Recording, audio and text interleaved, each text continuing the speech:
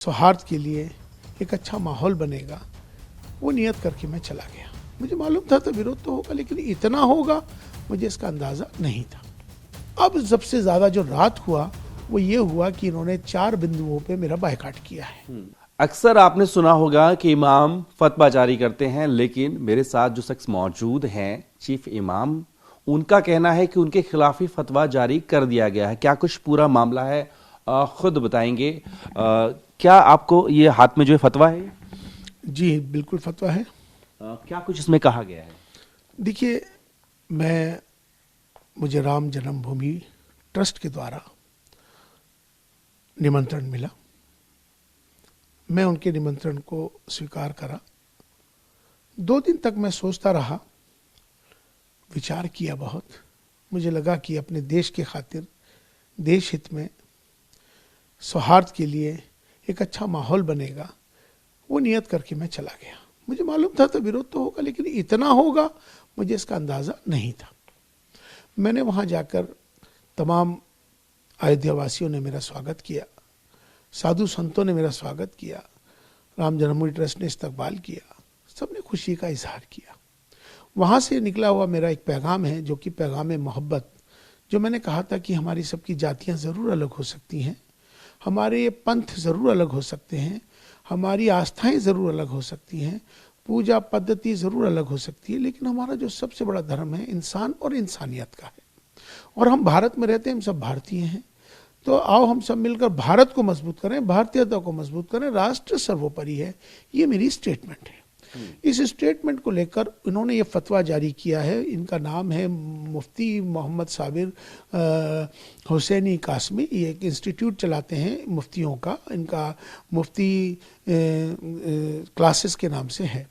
मैं इनको जानता नहीं हूँ, लेकिन मेरे पास तो तमाम पूरे देश भर से ये फतवे आने शुरू हो गए मेरे खिलाफ। जब से मैं वहाँ से आया हूँ, जब से मेरे खिलाफ फ़ोन के ऊपर तमाम गंदी गंदी बातें, तमाम मेरे खिलाफ, मतलब बहुत सारी नफ़रत अंगेज़ बातें, धमकियाँ, मेरे परिवार के लिए धमकियाँ। तो अब सबसे ज़्यादा जो रात हुआ वो ये हुआ कि इन्होंने 4 बिंदुओं पे मेरा बायकाट किया है। ये क्या कहता है, थोड़ा बताएं। 4 बिंदु इसमें मेन हैं। उन्होंने कहा कि आपने अपने बयान में ये कहा कि राष्ट्र सर्वोपरि है। आपने कहा कि धर्म को आपने नीचे कर दिया, इस्लाम को, और राष्ट्र को आपने ऊंचा कर दिया, इसलिए आप इस्लाम से खारिज हो चुके। दूसरा, उन्होंने कहा कि आपने धर्म को नीचे कर दिया, इंसानियत को ऊपर ले आए, आपने इंसानियत को सबसे दर्जी दी, इसलिए आप कुफ्र पर आपका फतवा जारी हो गया। तीसरा, उन्होंने कहा कि आप प्राण प्रतिष्ठा में एज ए चीफ इमाम है, आप नहीं जा सकते थे। इमाम है आप उनके प्राण प्रतिष्ठा में नहीं जा सकते थे। तीसरा, 3 गुना उन्होंने उस पर लाजिम किए हैं, उस पर इन्होंने फतवा जारी किया है, शरीयत की रोशनी में किया है। लेकिन मैं आज आपके माध्यम से बता देना चाहता हूं कि मैं इस फतवे को नहीं मानूंगा। उन्होंने कहा है कि माफ़ी मांगो, मैं नहीं मांगूंगा। उन्होंने कहा है कि इस्तीफा दो, नहीं दूंगा। मेरे खिलाफ बायकाट करेंगे, करते रहिए। मेरे को जान से मारेंगे, मारेंगे। मैं शहीद होने को तैयार हूँ। मैं देश हित में गया था, अगर राष्ट्र हित में और मैं देश की वजह से मेरी शहादत होती है, मुझे कोई परवाह नहीं। दूसरी बात यह है कि ये फतवा मुझ पर लागू इसलिए नहीं होता, ये भारत है। इस भारत में ये सर्वधर्म संभाव है। ये भारत अनेकता में एकता है। यहाँ सभी धर्मों का आदर सम्मान किया जाता है। ये फतवा जारी होता तो ये फतवा आपका जारी होता किसी इस्लामिक कंट्री में। ये इस्लामिक कंट्री नहीं है, ये मुझ पर लागू नहीं होता, नंबर 1। दूसरी बात यह है कि अगर उनको ये फतवे जारी करने हैं, मेरा विरोध करना है, मेरा विरोध करना मतलब मेरे देश से विरोध करना है, तो उनको लगता है कि जो मुझसे नफरत कर रहे हैं, जो मुझसे विरोध कर रहे हैं, मेरे इस कदम को विरोध कर रहे हैं, तो उनको शायद पाकिस्तान चले जाना चाहिए। अब तक तो ये मांग जो है कोई और लोग करते थे, आप ये कह रहे हैं जो आपका विरोध कर रहे हैं उनको पाकिस्तान जाना चाहिए? यकीनन जो देश का, जो मेरा विरोधी है वो देश विरोधी है। मैंने कोई भी कार्य ऐसा नहीं किया जो देश के खिलाफ है। मेरा देश के पक्ष में है। मैं राष्ट्र हित में बात कर रहा हूँ, देश के लिए बात कर रहा हूँ।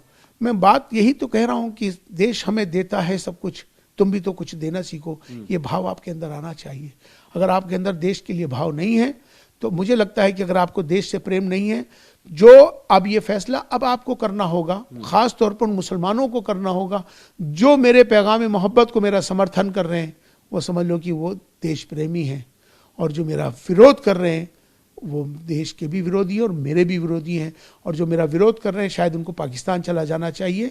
भारत में वो रहेगा जो मोहब्बत भारत से करेगा। अब भारत में वही रहेगा जो भारत के अंदर रहने को, सबके साथ चलने को पसंद करेगा। यहाँ कट्टरता अब चलने वाली नहीं है। कट्टरता करनी है, नफरत फैलाना है, ये फतवे जारी करने हैं, मेरा सर कलम करना है, ये फतवा जारी करने के लिए आपको पाकिस्तान चले जाना चाहिए। भारत में आपकी कोई जगह नहीं। आपने बातचीत में कह रहे थे कुफ्र का जिक्र किया गया है, उसके लिए सजा क्या होती है अगर इस्लामिक कंट्री होती है? जी बताइए। सर कलम है। कुफ्र के मायने क्या है और क्या सजा है? कुफ्र का माने आपने अपने धर्म से खत्म हो चुके बाप। और इसके लिए सजा क्या नियत है? अगर इसमें बहुत सारी सख्त सजाएं हैं, लेकिन मैं इस फतवे को ही नहीं मानता। पहली बात तो होता क्या, शर्म कलम की बात? बहुत सारी चीजें हैं इसमें, उन्होंने जो करी हैं इसमें लिखी हुई हैं, लेकिन मैं अपने मुंह से नहीं कह रहा हूं, लेकिन मेरा कहना है कि मैं इस फतवे को ही नहीं मानता। दूसरा आप ये बताइए, आप कह रहे हैं कि अगर एक इस्लामिक कंट्री होती हो सर कलम जैसी सजा? यकीनन उसमें कुफ्र के फतवे एक अलग होते हैं, लेकिन कुफ्र मुझ पर बनता नहीं है। ये भारत है, ये भारत सनातन भारत है। ये सनातन हमेशा से सबको लेके चलता है। इस देश भारत ने किसी पर आक्रमण नहीं किया। इस देश ने सबको सजोया है, इस देश ने सबको इज्जत दी है। इस सनातन भारत ने सबको मिलजुल कर एक साथ रहने का दिया है।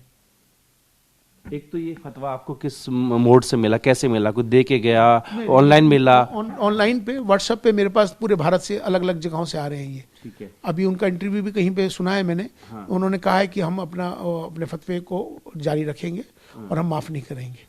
दूसरा आप कह रहे धमकी मिल रही है, वो किस तरीके से मिल रही है? अलग अलग फोनों से मेरे पास जो धमकियां मिल रही हैं वो मेरे खिलाफ, मुझे साजिशें रचने के, मुझे जो उन्होंने जो प्लान किया है उनका मकसद ये है कि देश के अंदर नफरत हो, मेरे और परिवार को किसी तरह का भी कोई भी नुकसान हो सकता है, क्योंकि लोगों को बरगलाया जा रहा है। आम चुनाव का समय है, कुछ भी हादसा हो सकता है, कोई भी बड़ा हादसा होने का पूरा डर है। जब आप कह रहे हैं आपकी जानो खतरा है, हालांकि आपको केंद्र सुरक्षा दी हुई है, तो क्या आप गृह मंत्री से या दिल्ली पुलिस से और सुरक्षा की मांग करते हैं? मैंने आज अपना आदरणीय अमित शाह जी को, गृह मंत्री जी को आज अवगत करा दिया है। आज मैंने यहाँ हमारे अजय भल्ला जी हैं होम सेक्रेटरी, उनको, उनके ऑफिस को अवगत हो गया है, और दिल्ली पुलिस कमिश्नर को भी इससे अवगत करा दिया गया है। चूंकि चुनाव का माहौल है देश के अंदर, तो कोई ऐसी शक्तियां जो देश विरोधी हैं वो सक्रिय हो गई हैं। देश का कहीं माहौल खराब हो जाए, अगर मुझ पर कोई हमला हो गया और किसी तरह का भी कोई नुकसान हो गया तो देश के अंदर हालात बिगड़ जाएंगे। तो पुलिस कंप्लेंट भी आप करने वाले हैं? जी, पुलिस में कंप्लेंट कर चुके हैं। आज कंप्लेंट दिल्ली तिलक मार्ग थाने में कंप्लेंट जा चुकी है। चूंकि बहुत सारे फोन्स, बहुत सारी अलग अलग जगहों से पूरे भारत से पूरा माहौल बनाया है मेरे खिलाफ। विश्व हिंदू परिषद भी आपके समर्थन में उतरा है? देखिए, मेरे समर्थन में वो आएगा जो देश से प्यार करेगा, मेरे समर्थन में वो आएगा जिसे मोहब्बत चाहिए। अब ये बताइए कि आपने ज्ञानव्यापी सर्वे जो है वो भी देखा होगा, उस तरफ आप क्या सोचते हैं? देखिए, मैं अभी आज के वक्त में तो यही सोचता हूं कि जिस तरह से मोहन भागवत जी, आदरणीय मोहन भागवत जी सरसंघचालक, जब लास्ट ईयर मेरे पास यहाँ पर आए थे, इमाम हाउस में आए थे, मुझसे मुलाकात करी थी, मेरे आग्रह पर मेरे मदरसे भी गए थे। जब वो मेरे यहाँ आए हैं, मैं उनके यहाँ गया हूँ।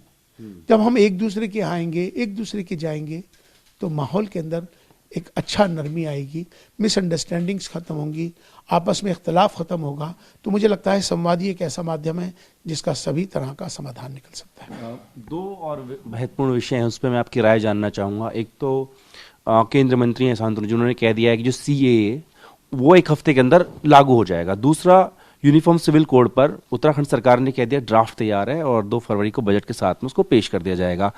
इस पर आपकी राय क्या है, और देश के लिए दोनों चीजें लागू कितनी जरूरी मानते हैं आप? देखिए, पहली बात तो यह है कि एक माहौल बनाया जा रहा है, विपक्ष हैं, ऐसे राष्ट्र विरोधी लोग हैं, संस्थाएं हैं जो मुसलमानों को खास तौर पर डराने का काम कर रही हैं, उनको धमकाने का काम कर रही हैं, उनको मिसगाइडेड कर रही हैं। पहली बात तो यह है कि CAA या NRC का ये जो मुद्दा है, ये किसी भी भारतीय के लिए है ही नहीं। भारतीय तो है ही, वो भारतीय है, वो सिटीजन है इस भारत का, उसको डरने की जरूरत क्या है? डरना उसको है जो भारतीय नागरिक नहीं है। बल्कि उनको भारत ने, उन लोगों को जो भारत से बाहर गए हैं, जो यहाँ की जो उनको, बल्कि उनको यहाँ लाने के लिए जो भारतीय हैं उनको लाने की बात है इसमें, ना कि उनको, इसमें बुनियादी बात यही है कि जो यहाँ के भारत के नहीं हैं, जो अलग अलग जगहों से आके यहाँ पर पनाह लिए हुए हैं और जिन्होंने अपने आप को भारतीय कह रहे हैं और वो भारतीय नहीं है, तो उनको डर होगा, भारतीयों को कोई डर नहीं। दूसरा, यूनिफॉर्म सिविल कोड पर जो है अब उत्तराखंड सरकार की तैयारियां पूरी हो गई हैं, 2 फरवरी को ड्राफ्ट को रख दिया जाएगा। तो इन दोनों कानून को मैं कह रहा हूँ, सीए और यूसीसी, कितना महत्वपूर्ण मानते हैं आप देश के लिए? कॉमन सिविल कोड, हाँ, देखिए अभी ये बात इस समय मुझे लगता है कि अभी हालात जो हैं भारत को और भारतीयता को मजबूत करना है, ये सारी चीज़ें एक भारत और श्रेष्ठ भारत की तरफ जाती हैं। तो मुझे लगता है कि इसमें हम सबको मिलकर एक होना चाहिए, और जहाँ तक ये इस तरह के जो कानून हैं, जिस तरह से सबको एक होके दिखाया जाता है, तो मुझे लगता है कि इससे कोई नुकसान नहीं है किसी को। आना चाहिए, हम सब समान हो जाएंगे कानून की नज़र में। देखिए आज भी अगर आप देखेंगे कि एक कानून अगर बनता है तो उसमें नुकसान क्या है आपका? आपका जो पर्सनल लॉ है उस पर तो कोई दिक्कत है नहीं, आपको अपने पर्सनल लॉ में जा सकते हैं, लेकिन कॉमन लॉ सबके लिए बराबर हो तो उसमें क्या एतराज है? ठीक है, बात करने के लिए जी शुक्रिया। तो चीफ इमाम साहब कह रहे हैं कि वो 22 जनवरी को अयोध्या में प्यार का पैगाम लेकर गए थे, लेकिन कुछ कट्टरपंथियों को उनके बात और जज्बात पसंद नहीं आए। ऐसे में उनके खिलाफ न सिर्फ फतवा जारी किया गया, बल्कि उनको जान की धमकी भी दी जा रही है। इसको लेकर उन्होंने शिकायत कर दी है और उन्हें इस बात का भी डर है कि चुनाव आने वाला है, ऐसे में कोई इस मौके का फायदा ना उठाए। प्रोड्यूसर योगी कपिल बेदी के साथ जितेंद्र भाटी, टीम में भारतवर्ष, दिल्ली।